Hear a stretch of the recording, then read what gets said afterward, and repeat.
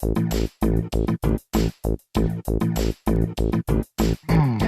very important component of this type of fandom comes from the passion that the people who work at that company have. Stand by, I'll be right there.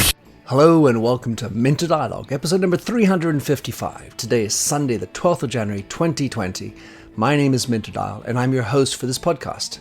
And let me say how very grateful I am for your choosing to take the time out of your busy day for this listen. Quick shout out and thanks for putting up a review on the show from Composer 1853. So this week's interview is with David Meerman Scott. Aside from being a friend, David's a man who invented the term newsjacking. He's a world-renowned author, speaker and strategist on the key topics of sales, marketing and PR. His books include Real-Time Marketing and PR, a Wall Street Journal bestseller, The New Rules of Sales and Service, and my personal favorite, Marketing Lessons from the Grateful Dead. In this interview with David, we discuss his very new book, Fanocracy, co-written with his daughter Reiko Scott. We look at how to develop fans, the difference between fan-centricity and customer-centricity, the differences for developing fans for luxury brands, and a whole lot more around Fanocracy. David Meerman Scott, welcome back on the show. It's been 4 years since I've had you on, and it's been fun following you. So tell us, in your own words, what are you up to? Who are you, David? Has it been 4 years, Minter? Yeah, oh my gosh. Since our podcast together, yeah. That's amazing, amazing. Well, thank you very much for having me on. I am somebody who looks for patterns in the universe that I identify as being important for marketers to understand. And when I find a pattern that's interesting to me, I start to write about it and speak about it and blog about it and tweet about it. And then if it really seems interesting and people react to it, it turns into a book. And even though I've written 11 books, 3 of them have been around this new pattern in the universe I identified. The first one was I identified in the very early 2000s that marketing on the web is not about advertising, but about publishing content. And my book, The New Rules of Marketing and PR, came out originally in 2007, was the first book that talked about marketing on the web as publishing content. And that book has now sold 400,000 copies in English. It's in 29 other languages. The second pattern in the universe I saw nobody else was talking about that I had to get out there into the world in the form of a book was when Twitter and other social networks went real time. And Google, as you may remember, more than a decade ago, Google was not real time. If I posted a blog post, it took 2 months for that to be indexed by Google. Right. A lot of people don't remember that.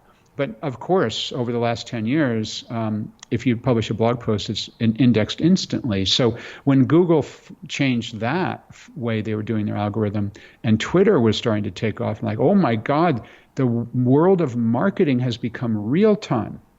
And you connected 2 dots. Yeah, I was connecting patterns in the universe that other people weren't seeing. That book came out about 10 years ago, became a Wall Street Journal bestseller.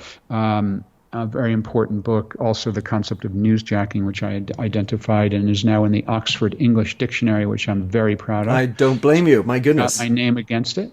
And the new pattern in the universe I've identified is that we've, as marketers, we've doubled down too much on the digital channel. And I think that consumers are getting fed up. And the pendulum has swung too far in the direction of superficial online communication, and we're swinging back to a true human connection. And I know this is something you've talked about a lot, Minter, but the new book I wrote is called Fanocracy, Turning Fans into Customers and Customers into Fans. And it's all about how we can get back to a true human connection. Well, so what are some of the dots in the universe that made that come to life for you? So the first dot that really made it come to life was, and I know you're going to appreciate this, that I was with my daughter. She's now 26. She was 25 at the time, 21 at the time. This was 5 years ago. And I was just saying, what is it with me and the Grateful Dead? And I said, I've been a fan since I was 15 years old. I went to my first Grateful Dead show when I was 17 years old in 1979. It was still with Keith and Donna. And Jerry was actually playing Wolf, his famous guitar Wolf, in that show that I saw in 1979. What is it with me and the Grateful Dead? Since then, I've seen 75 shows. And I said, more than that, my buddy Brian Halligan now owns Jerry Garcia's Wolf. He's the guy I wrote the book Marking Lessons from the Grateful Dead with. I'm just such a massive live music fan. I've seen 780 live music shows in my life. And she said, I know, Daddy, I'm the same way. I've not only seen every Harry Potter movie, read every Harry Potter book multiple times, gone to the Wizarding World of Harry Potter in Orlando, Florida several times, gone to the UK to go to the studio tour where they made the movies. I just finished a 90,000-word alternative ending to the Harry Potter series where Draco Malfoy is a spy for the Order of the Phoenix, and I put that out on a fan fiction site that's been downloaded thousands of times and commented on hundreds of times. The pattern in the universe that my daughter and I recognized is that on one hand, the social channel is clogged and cold and dark and polarized in many ways, but we're both massive fans of something. Her Harry Potter, me, the Grateful Dead, and live music in general. And so we decided to explore whether there was something there more than just what we were seeing. And we started to talk with people. We ended up speaking with thousands of people about what they're a fan of, hundreds of different companies, mainly with CEOs, how they grew fans, and there absolutely were patterns there around how organizations can generate fans. And I think this is a book that the time is right for, that even just a few years ago, the time may not have been right. Wow. So a couple of thoughts. One is when one thinks about fans, it's sort of much easier to think about a musical fan or a book fan or a sports fan. There's something cold about being a brand fan, or that seems to be much less propitious for fandom. Actually, that was something that we tested. And we really wanted to make sure, does that actually work? Do people become fans of all kinds of organizations? And in fact, they do. We've found examples of people who have become fans of doctors, of dentists, of nonprofits, of enterprise software companies, of B2B companies, of companies that create commodities. I got two favorite examples to quickly share. One is there's a U.S. government agency that has tens of millions of rabid fans. They wear T-shirts. They wear ball caps with the logo of this government agency. They have stickers of this government agency on their computer. It's NASA. Sure. NASA's a government agency with tens of millions of fans. They have over 50 million followers on their Instagram. And it's a government agency. And I'll tell you one more thing about that, David, is that when I was in Shanghai, I saw Chinese people with NASA on it. Yes. And that's a concept. All over the world I've seen. I mean, like in Russia. Walking streets. I was in the Seychelles 3 weeks ago, and not a tourist, but a local in one of the small towns walking down the street with a NASA shirt. The other example that I love to share is an auto insurance company. And everybody hates to buy auto insurance. It's a terrible product to buy, right? And more than that, you hate to use auto insurance, the product, because it meant you crashed your car, one of the most traumatic experiences we can have. And then you're going to have a premium the next time you go for it, too. Oh, it's terrible, right? It's a terrible, terrible product. And I was speaking to the CEO of an auto insurance company. His name is McKeel Haggerty. He's the CEO of a company called Haggerty Insurance. They specialize in classic car auto insurance. And he told me, David, everybody hates my product. It sucks. Nobody likes to buy auto insurance. And he recognized that he couldn't sell the way everybody else sells auto insurance, either based on price or based on ridiculous amounts of money on television commercials. So what he did instead was he set out to build fans, specifically set out to build fans, and they do classic car auto insurance. And so he and his team go to over 100 classic car events every year around North America, and they give seminars on all kinds of different things related to classic cars. They have a valuation report where they track the value of classic cars on a graph, so you can see over the last couple decades how your car has changed in value, and maybe you can predict where it's going to go in the future. They have a YouTube channel with something like 1 million followers, an auto insurance company with a YouTube channel that's 1 million followers, and they are now the largest classic car insurance company in the world. They're going to grow by 200,000 new customers this year. They've had double-digit annual growth every single year since they started. And they built it all on fans and Fandom. And I'm actually a customer of a 1973 Land Rover that's insured by Haggerty. And I love to pay for my auto insurance, to re-up every year because I'm a fan. Well, it's a classic case of going beyond the product. Yes. Exactly right. Exactly right. Because the product is auto insurance. Terrible product. Everyone hates it. But they went way beyond it, and they built a tribe of people around it that love what they do. So one of the other comments I had previously was as to the right timing of Fanocracy. And the thought that I have as to why people might also wish to be fans of brands as well as music and so on is that in society today, there seems to be a dearth of community, which in the end of the day is less nuclear or, collected families. Yes. And less religion, or at least in many parts of the world, less people going to church. Yes. And so I think of it as a movement towards belonging to communities and that openness to wanting to do it, even if it's a car insurance dealer. Yes. No, I think you're absolutely right. And we actually dug into that from an interesting perspective. And you've obviously thought about it a lot based on this question, so you may be interested in our take on this. We asked, I think I'm up to about 4,000 people around the world, a series of several questions.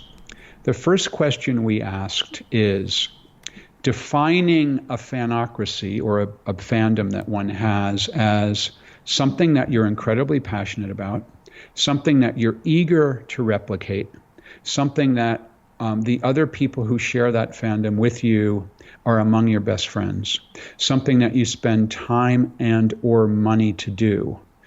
So those are sort of the definitions. And, for me, going to live music shows, especially the Grateful Dead, my daughter, anything around Harry Potter, we all have our fandoms, whatever it is, snowboarding or the Boston Red Sox or bird watching or whatever it is.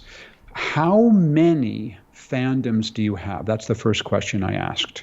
And it turns out the average is 2.5. And interestingly, 5% of the population that we've asked consistently every time we ask it have 0 fandoms. 5% of people do not have something that they are incredibly passionate about. The second question we ask is, of the thing that you're most passionate, so for me that would be live music, when did you start that fandom? For me, that was age 15. The average is age 12.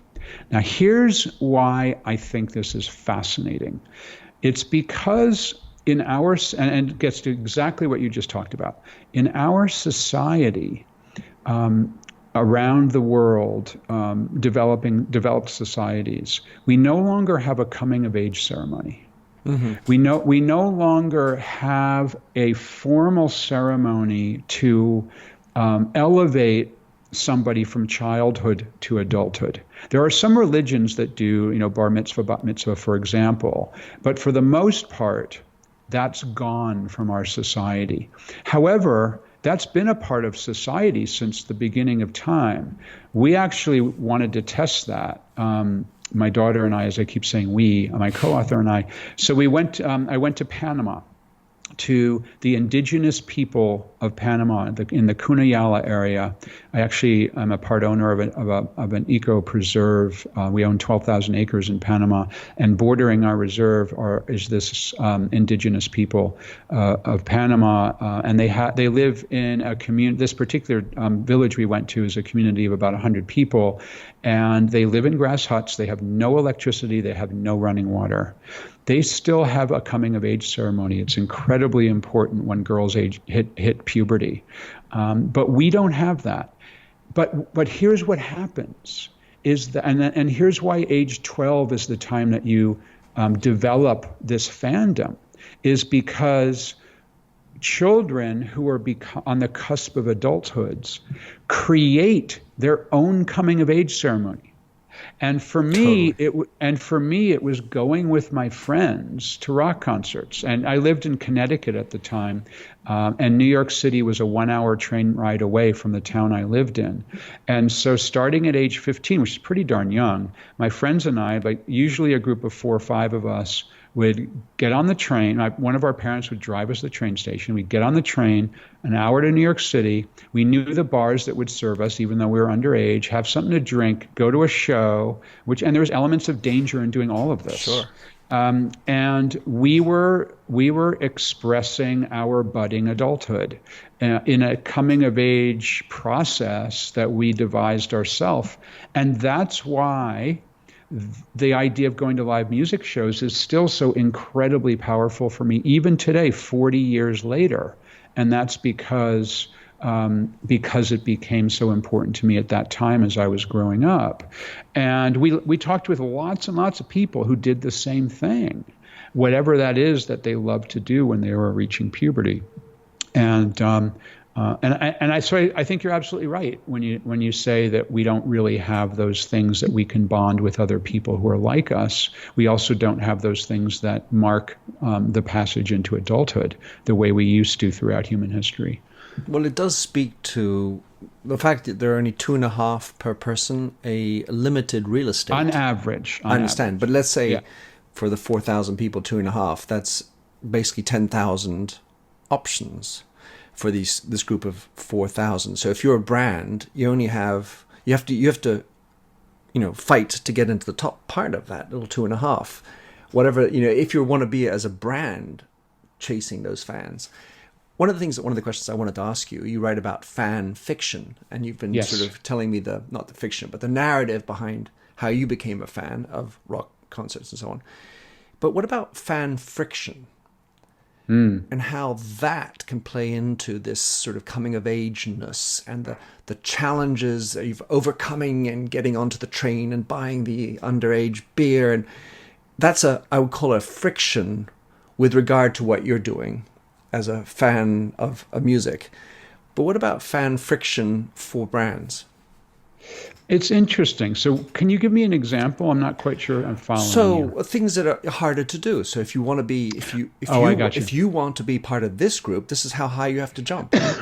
I got you. Yeah. So interesting that I think in some cases that can actually be related to this coming of age process, or related to the fact that the harder you have to work to get it, the more sweet the result becomes. Like one of I have 3, almost, sometimes I call it 4 really important fandoms myself. Live music, especially the Grateful Dead, is number 1. The Apollo lunar program is number 2, and surfing is number 3. And for me with surfing, I learned as an adult. I learned in my 30s, and I'm terrible at it. But to surf, you have to go through a big freaking deal, right? You have to find the waves.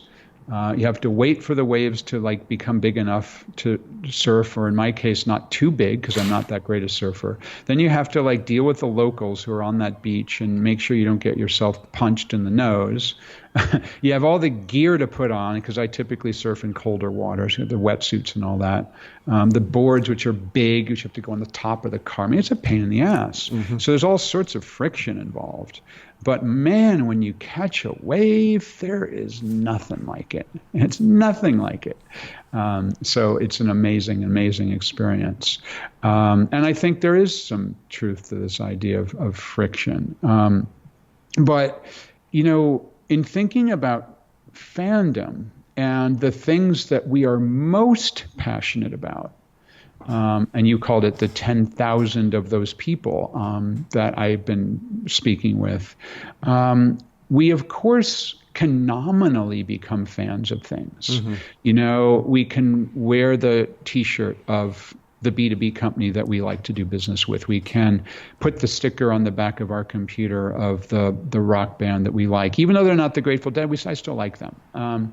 So I think that there's still an opportunity to become a fan of something and to call yourself a fan and to exhibit those qualities of fandom, even though it's not that rabid thing that you have been a part of for a really long time. Another way to look at it is, can you tap, as a company, can you tap into some part of fandom? So I mentioned earlier Hagerty Insurance. They were very clever at that.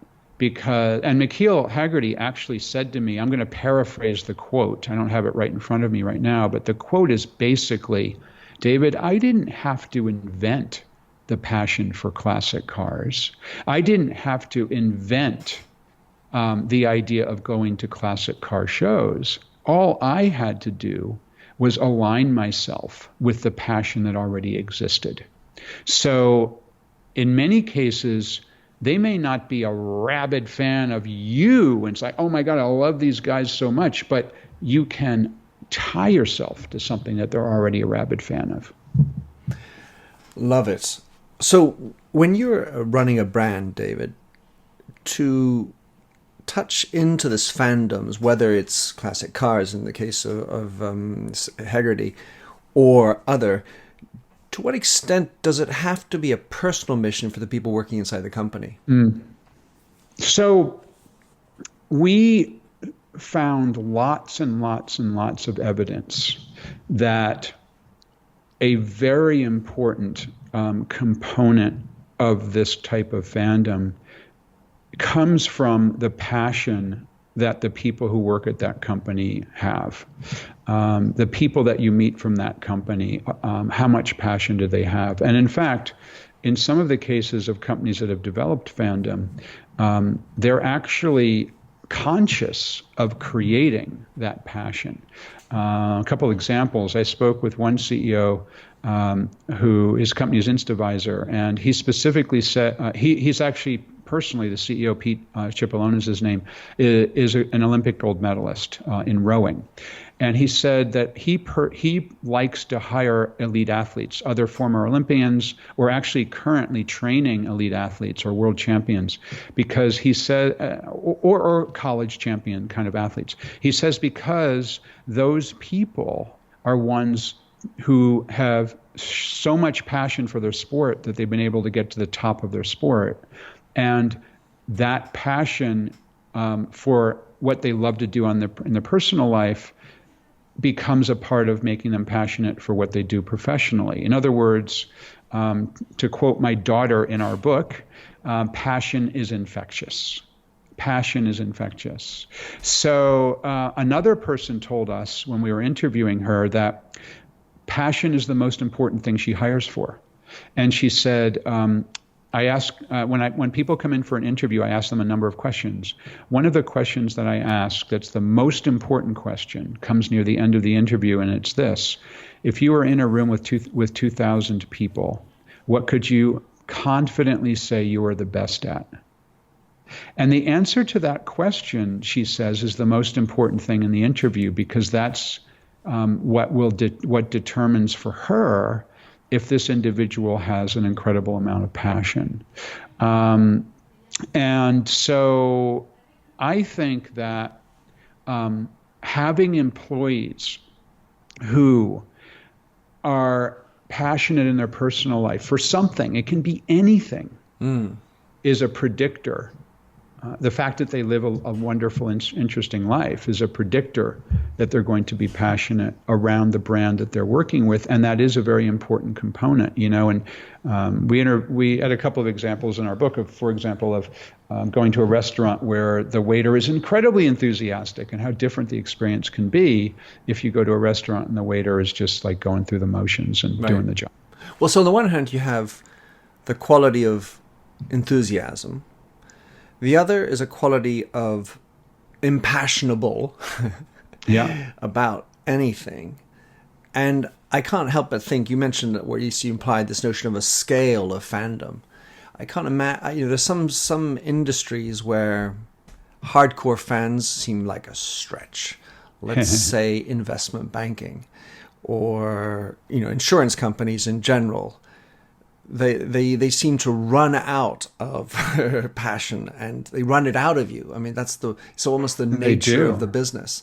Yeah. So gathering passion when you need to be super rational and numbers oriented, as you might do in a banking world, the scale of fandom is slid down. But can it be as powerful in that kind of a context as opposed to, your classic car guy? Well, I believe so, yes. And here's where I think it can come in very strongly and powerfully. And that is that people just want to do business with people, especially in a kind of commodity business like banking, for example. And if you're given a choice of the type of banker you want to work with, working with someone who's passionate about something is way more interesting than working with someone who's just by the books. And I'll give you an example of a dentist. His name is Dr. John Marashi. Dr. Marashi is an interesting guy because he is a dentist in Southern California, and there's something like 10,000 dentists in Southern California. There's a lot of dentists, and how do you compete, right?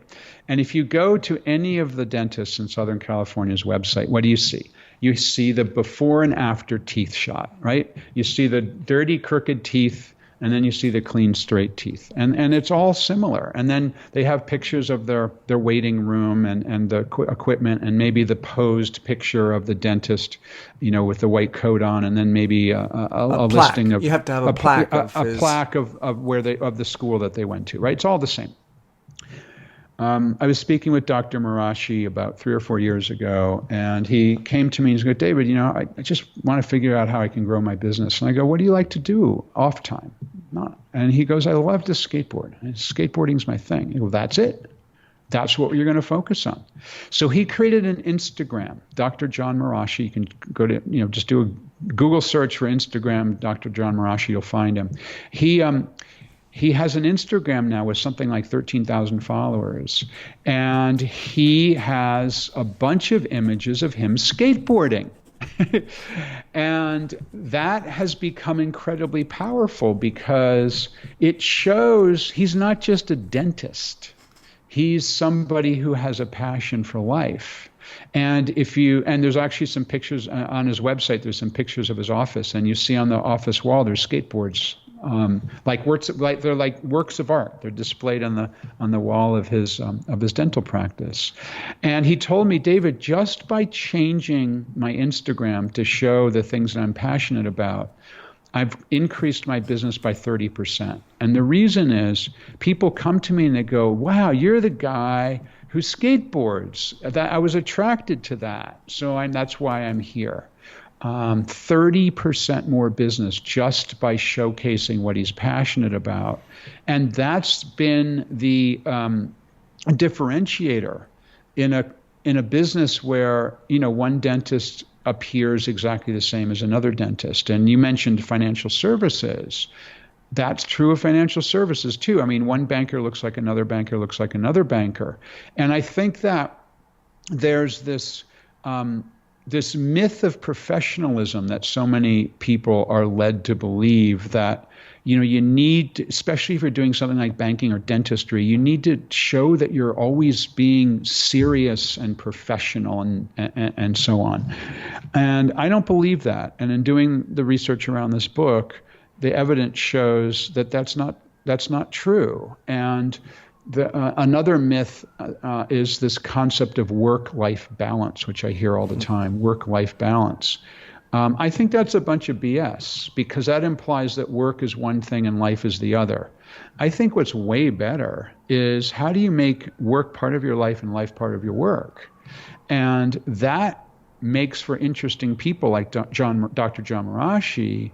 And I want to work with a banker who's passionate about something. I don't need to share the passion, but I want to know that they're real people. So, many professionals have their business stuff over on LinkedIn and their personal stuff over on Facebook. I don't like that you have them separate. I want to know the personality of the person to see if there's someone I want to do business with first. Yet another reason why we see eye to eye, David. Last question. I know. It's funny. I mean, you and I have so many things in common, which is really, really interesting, about what we think about work, what we think about how CEOs should behave, what we think about, how to make your life interesting. And to credit to your storytelling, I've been writing down thoughts, and that's what beautiful storytelling does, okay. David. So last question, which is just with regard to your book, you mentioned this notion of being fan-centric. Can you, in short order, describe to us what's the difference between customer-centric and fan-centric? How is this a new adaptation, or what should we be thinking about in brands if that's what we want to do? So, yes, thank you for the question. One of the things that we talk about a lot in the book, is actually a specific chapter on it, is the idea that once you put your product or service out there into the world, you no longer own it.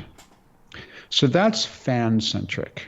Fan-centric is saying that here is our art, here's our product, here's our service, here's what we created.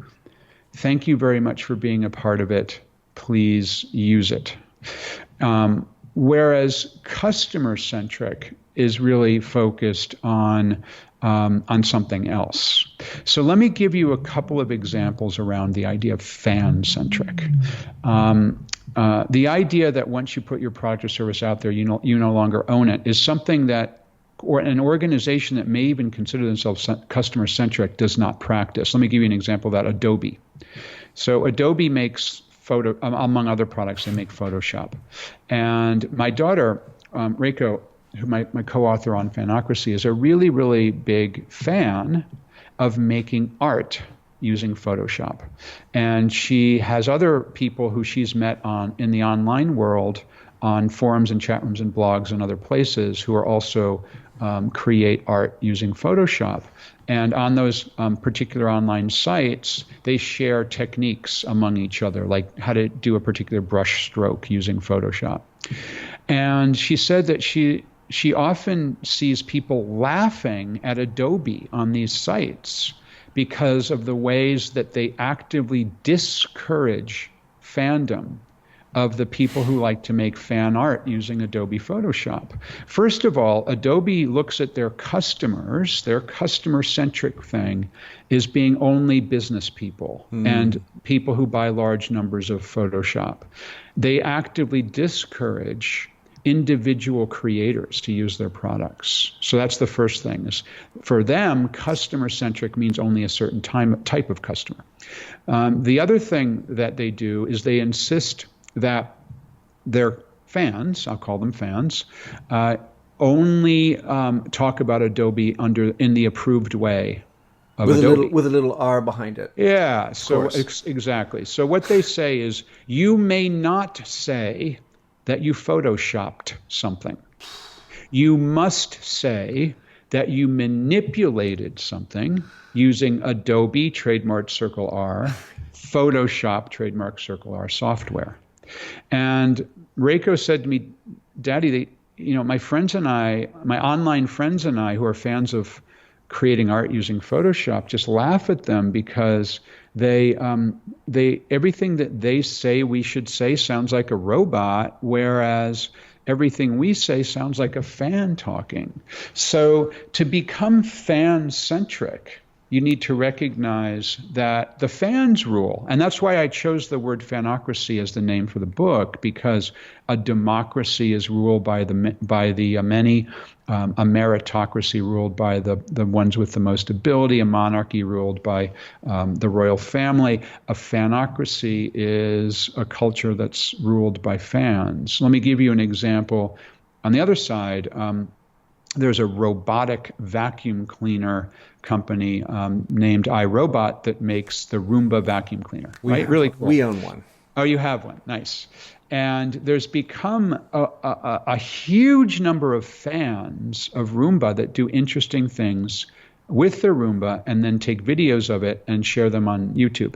One of the biggest subgenres of this is putting your pet on the Roomba, or many times the pet naturally gravitate to going on the Roomba themselves. So the dog or the cat is providing on the they're Roomba. Small. They've got to be small pets. Well, actually, I've seen ones with some pretty big animals on the Roomba. But anyway, there's videos that have had tens of millions of views on YouTube of dogs and cats and other animals on a Roomba going around the room. And it's like Uber for kitties. It's hysterical. And so that is allowing fans to take control. And what Roomba could do is go all legal the way that Adobe did and oh my God, we're going to get sued if the cat gets hurt. And you know, this is not an approved use of the Roomba product. You must take this down from YouTube. No. They celebrate the fact that their fans do crazy things with their product and want to share on social media. That's letting the fans rule. Letting go. David, beautiful. Oh, I love those stories. Tell us how someone can grab a Fanocracy in a hurry. Fanocracy. So fanocracy.com is a site that I've got with a bunch of content on it around the ideas of this book. On social networks, I'm DM Scott, DMSCOTT. And Reiko and I had fun actually recording the audiobook together nice. For Fanocracy. So if you're an audiobook person, and perhaps you are because you're listening to a podcast right now, then maybe the audiobook version is the best. But, you know, the bottom line here that I found so fascinating is I went into this project 5 years ago just being a geeky Grateful Dead fan and thinking of how powerful the idea of fandom is. And what I came away with is the idea that any business, doesn't matter what it is, or any person or any idea, can create fans. And after studying it for 5 years, we've come up with a really powerful prescription for how any organization can and should develop fans. So I'm really excited that this book, after so much work, is finally out into the marketplace. It's a hardback from Penguin. Congratulations for that too. And what I liked in particular, David, in recap from my end, is that it's not just about the Patagonias of the world. You found ways, and the way you've expressed it during this podcast, to allow anybody have the permission to go out and create some kind of fandom, whether you're in the most monolithic, boring space up to space. Right. Boring space to literal space. Indeed. Exactly. And we purposely avoided any of the examples that are obvious. You know, there's no Apple, there's no Patagonia. Good examples, but we really wanted to dig way deeper. Love it. David, thanks again. Thank you, Minter. Always great to chat. Thanks for having listened to this recording of the Minter Dialogue Show. You'll find the show notes and other blog posts on minterdial.com. If you enjoyed the show, please head over to iTunes to give a rating and review. And to finish, here's a song I wrote with Stephanie Singer, A Convinced Man.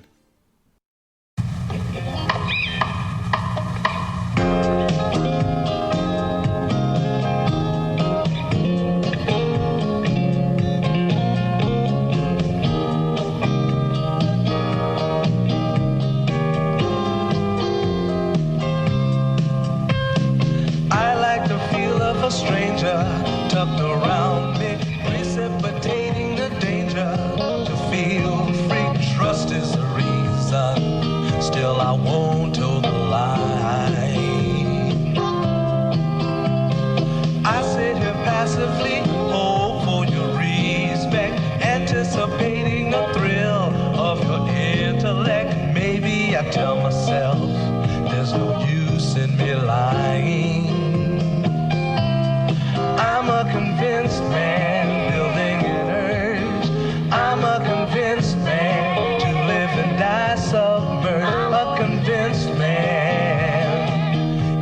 arms of a woman.